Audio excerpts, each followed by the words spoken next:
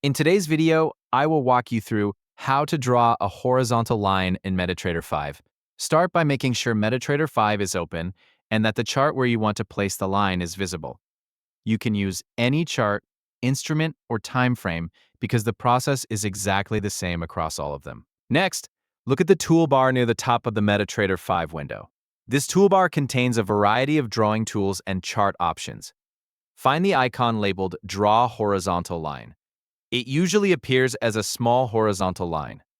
If you're not sure which icon it is, simply move your mouse over the toolbar icons for a moment. A small tooltip will appear showing the name of each tool, making it easy to identify the correct one. Once you've found the Draw Horizontal Line icon, click it one time.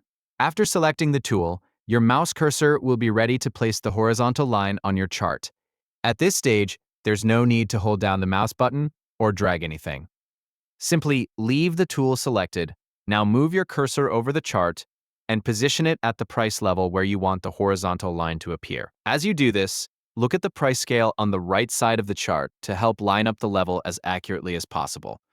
When you're satisfied with the position, click once on the chart. MetaTrader 5 will immediately place a horizontal line across the full width of the chart at that price level. If you decide the line needs to be moved, place your mouse over it until it becomes highlighted. Once it's highlighted, click and drag the line up or down until it reaches the exact price level you want. This makes it easy to align the line with a recent high, low, or any other important price level. If you'd like to change the appearance of the line, right-click directly on it and open its properties.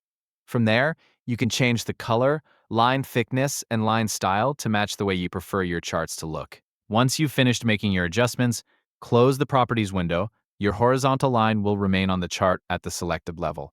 Please like and subscribe if this video helps you. Thank you for watching.